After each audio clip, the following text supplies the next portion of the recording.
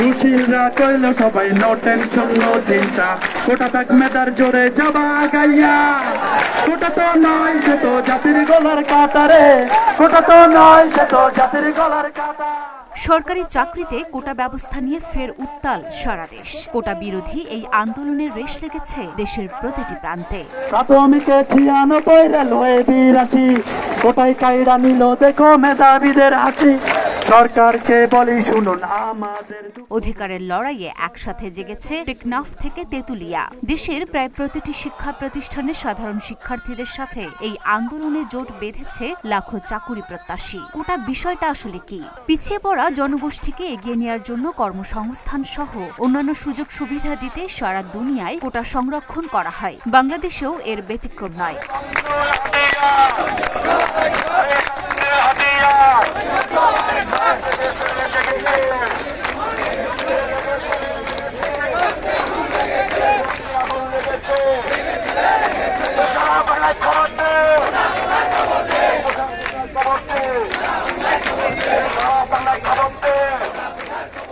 আমাদের দেশে মুক্তিযোদ্ধা, জেলা, নারী, উপজাতি এবং প্রতিবন্ধী কোটা প্রচলিত ছিল। মূলত অনগ্রসর গোষ্ঠীকে একটি লেভেল প্লেইং ফিল্ড করে দেওয়ার জন্যই কোটার আবির্ভাব। তাহলে কোটা নিয়ে এত বিতর্ক কেন? কেন আন্দোলন? দেশ জুড়েই কেন বা এমন উত্তাল দশা? আপনারা জানেন বিভিন্ন মহল থেকে এই আন্দোলনকে নষ্ট করার বিভিন্ন পায়তারা করা হচ্ছে। আপনারা একত্রিত থাকবেন, সহনশীল থাকবেন, উগ্রতা দেখাবেন না। 2018 সাল পর্যন্ত বাংলাদেশে সরকারি চাকরিতে 56% কোটা প্রচলিত ছিল। সেই সময় আন্দোলনের পরিপ্রেক্ষিতে নবম থেকে ত্রয়োদশ গ্রেড পর্যন্ত চাকরির ক্ষেত্রে কোটা ব্যবস্থা পুরোপুরি বাতিল করে দেয় সরকার। কিন্তু 2021 সালে কয়েকজন মুক্তিযোদ্ধার সন্তান 30% মুক্তিযোদ্ধা কোটা ফিরে পাবার জন্য উচ্চ আদালতে রিট করেন এবং গত 5 জুন প্রথম ও দ্বিতীয় শ্রেণীতে সরকারি চাকরিতে 30% মুক্তিযোদ্ধা কোটা বাতিলের সরকারি সিদ্ধান্ত অবৈধ ঘোষণা করে রায় দেয় হাইকোর্ট।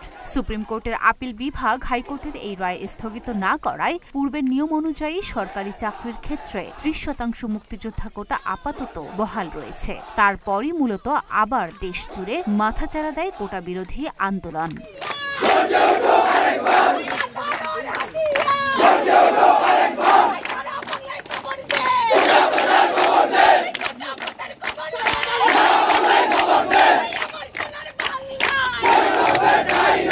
সবার একটাই চাওয়া, থাকবে না কোটা। 4 দফাকে সামনে নিয়ে কোটা সংস্কারে গত 2রা জুলাই থেকে রাস্তায় নেমেছে সারা দেশের লাখো শিক্ষার্থী। আন্দোলনের আগুন লেগেছে ঢাকা, চট্টগ্রাম, জাহাঙ্গীরনগর, রংপুর, রাজশাহী, জগন্নাথ, কুমিল্লা থেকে শুরু করে বরিশাল বিশ্ববিদ্যালয় পর্যন্ত। দেশের কোনো কোনো বিশ্ববিদ্যালয়ে সকাল থেকে সন্ধ্যা পর্যন্ত চলে এই আন্দোলন। কর্মসূচির মধ্যে রয়েছে দেশের সকল কলেজ ও বিশ্ববিদ্যালয়ে বিক্ষোভ মিছিল, ক্লাস পরীক্ষা বর্জন ও ধর্মঘটের মতো কঠিন সব সিদ্ধান্ত। রোদ, ঝড়, বৃষ্টি কোনো কিছুই শিক্ষার্থীদেরকে এই আন্দোলনে নামা থেকে আটকে রাখতে পারেনি। আমি মোহাম্মদ সালাউদ্দিন, মুক্তিযোদ্ধা, তার সন্তান। বাংলাদেশ সায়েন্স বিভাগে 2018-19 সেশনের ছাত্র, রাজশাহী বিশ্ববিদ্যালয়ের। আমি চাচ্ছি যে কোটা আন্দোলনটা সফল হোক, কারণ আমি দেখেছি যে আমি ফার্স্ট ইয়ার থেকে বিসিএস এর প্রিপারেশন নিচ্ছিলাম, তো আমার বন্ধুরা ফার্স্ট ইয়ার থেকে বিসিএস এর প্রিপারেশন নিচ্ছে। সেক্ষেত্রে দেখা যাচ্ছে যে মানে আমার যে প্রিপারেশন তাদেরও সেই প্রিপারেশন, আর আমি যে মানে কোটাধারী একজন ব্যক্তি, মানে আমি কোটাটা অ্যাপ্লাই করতে পারবো, আর কোটা অ্যাপ্লাই করলে দেখা যাচ্ছে যে আমাদের বন্ধুদের আগে আমি মানে টিকে যাবো সেখানে। এটা একটা বিষয়। তো আমি চাচ্ছি যে কোটাটা না থাক, সবাই যেন সবার মানে মেধার মাধ্যমে সবাই যেন। তো আমি আপনাদের আন্দোলনের পক্ষে আছি এবং আমি চাচ্ছি এবং দোয়া করতেছি যেন আপনাদের আন্দোলনটা সফল হোক।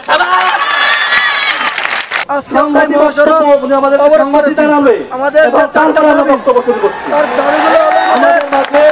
18 সালের যে পরিপত্র জারি করা হয়েছিল সেটাকে বহাল রাখতে হবে এবং যতদিন পর্যন্ত কোটা সংস্কার না করা যাচ্ছে ততদিন পর্যন্ত সেটা বহাল রাখতে হবে। আন্দোলন তীব্র হয়েছে শাহবাগের মতো গুরুত্বপূর্ণ জায়গায়, ঢাকা চট্টগ্রাম মহাসড়কে কিংবা রাজশাহী বিশ্ববিদ্যালয় ক্যাম্পাসে। কোটা আন্দোলনে কখনো অচল পুরান ঢাকা, স্তব্ধ হয় রাজধানী।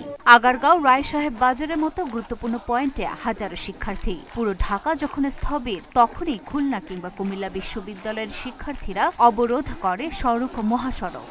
কার্যত ঢাকার সাথে সারা বাংলাদেশ একরকম যেন বিচ্ছিন্নই হয়ে পড়ে। বাংলাদেশ কৃষি বিশ্ববিদ্যালয়ে আন্দোলন পেয়েছে আরো নতুন এক মাত্রা। সেখানে থামিয়ে দেওয়া হয়েছে আস্ত ট্রেন। স্লোগান বিক্ষোভের পাশাপাশি চলেছে গানও। সংবিধানের মূল কথা সবার জন্য সমতা, বঙ্গবন্ধুর বাংলায় বৈষম্যের ঠাঁই নাই, সারা বাংলায় খবর দে, কোটা প্রথার কবর দে, জেগেছে রে জেগেছে ছাত্র সমাজ জেগেছে, 18 হাতিয়ার গর্জে ওঠো আরেকবার ইত্যাদি নানাবিধ স্লোগানে যেন টকবক করে ফুটছে শিক্ষার্থী সহ লাখো চাকরি প্রত্যাশীরা। টেকনাফ থেকে তেঁতুলিয়া পর্যন্ত চলমান এই আন্দোলনের ভবিষ্যৎ কি? 2018-এর মতো ফের জয় নিয়ে ফিরবে আন্দোলনকারীরা, নাকি বহাল থাকবে হাইকোর্টেরই রায়?